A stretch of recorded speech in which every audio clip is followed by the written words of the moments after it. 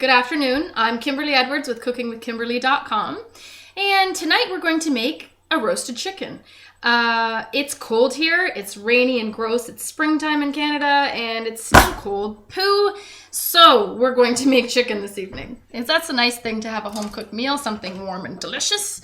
All right, so I have a whole chicken here. It's free-range chicken, it's beautiful, it's all nice and dry right now, but it's about to be wet. Why? Because the best way, the easiest, fastest, most inexpensive way to impart flavor into your roasted bird is to brine it first. So I'm going to show you how to make a brine for your whole chicken today.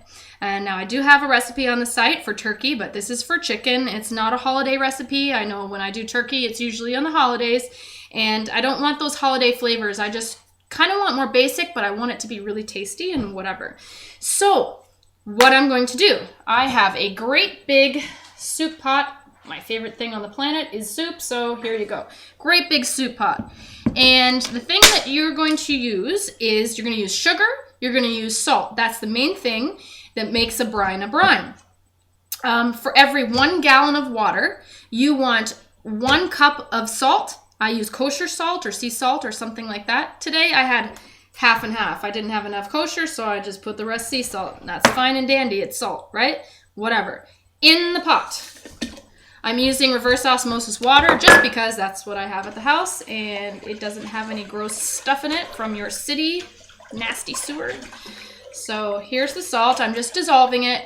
Here's a cup of sugar, just plain old white sugar. Now over the holidays, I use brown sugar just to get a little more flavor. It's just a little more interesting, and that's what's up. Kind of holiday-ish brown sugar, right?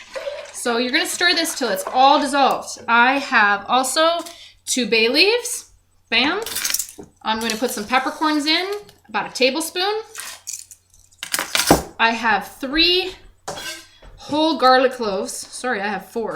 Accidentally, but that's okay. I'm just rough chopping it, chunking it in. It's really easy, really simple stuff you probably already have in your house, in your pantry. Bam, in they go. There's no real science to this other than the ratios for the salt, the sugar, and the water. I have a half of an onion sliced up. I didn't want to put it in whole. I'm going to I don't have a lot of time today. You can brine for at least an hour. An hour will do the trick. However, you can brine overnight, which is usually what I do, but today I'm kind of constrained by time. So I chopped up the onion instead of just throwing it in a whole, like a half, right? Half an onion, like all together, not chopped up. So again, make sure you stir. Stir, stir, stir. Make sure it's all nice and dissolved. You can put other stuff in here. You can put wine in here. You can put ginger in here. You can put any kind of spice that you want to. But again, I'm just looking for something flavorful. I'm showing you the basics of it. There you go. So now it's stirred, right? Now what do? Only thing left to do is throw this bird in here. And that's so simple. So the bird's going in. Here we go. It's actually tied up, it's trussed up. I'm just leaving it, doesn't really matter. Make sure that it's clean, rinse it off, pat it dry in like coldish water, and then just let it sit if you want to. Or you can put it in frozen if you really want to. Rinse it off, I always rinse it off. But you can put it in there to defrost overnight even, and it will also impart the flavor. What I also like to do is, here's how a chicken would stand, right? Here's its legs. Here's its wings flapping and whatever, right? Here you go. This is the breast of the chicken right here. I'm going to put it in breast side down. I'm funny about how I roast my chickens and how I prepare my chickens. I always roast. I know it's weird. It might be really against what your mom usually does or your grandmother or how you were taught. I roast the bird breast side down all the time. Why? Well, because the back skin, you can still get the crunchy skin. You take it off, whatever, after it's roasted. But all the juices seem to go down to the bottom and keep the breast really moist. Typically, when you roast a bird, the breast seems to dry out if it's up top, right? So that's a way to keep it very moist. And this is a way also to keep it moist. The brine will impart flavor. It will make it really, really, really flavorful. And if you've never done a brine, you have to. You have no idea what you're missing. And it's so easy to do. You'll really never go back on it. When I tried it for Christmas, my mom turned her nose up like, I don't want to brine turkey. Why would I ever do that? But after I did, she understood why.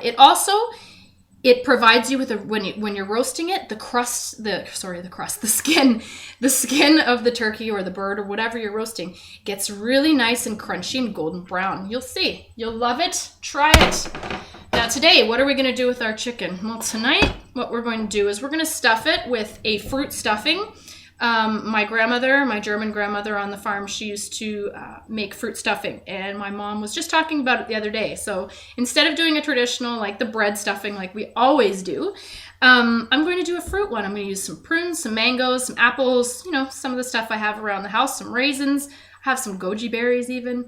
That's what we're going to do. We're going to roast her up. We're going to have some mashed potatoes with sweet potatoes already mixed in too. So sweet potato and golden potato all mashed up and gorgeous. Anyways, this is how you brine a bird, okay? Let this sit in the cold, put it outside, put it in the fridge if you want to. If you're only doing it for an hour and the bird is already cold, which it should be, you can just leave it on the countertop if you're going to be very fast, okay? But I wouldn't recommend doing that for too long. What else was I going to tell you about this? Other than how cool it is and how you'll be able to talk about that you did something really, really cool and new with your chicken. Much more fun than regular Chicken Thursday, right?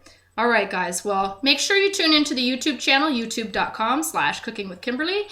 Follow me on Twitter at cookingwithkime with a capital E, and go to the Facebook fan page. It's facebook.com/cookingwithkimberly, and interact with me. Let me know what's going on. I hope you try my recipes. I want some testimonials. I want to know what's going on out there. Anyways, this is what's going on today. Y'all have a wonderful evening. I'm also probably going to share the recipe for how to roast the bird and how to stuff the bird and stuff like that. So anyway, stay tuned with Cooking with Kimberly. I hope you have a wonderful night. Eat deliciously. Ciao.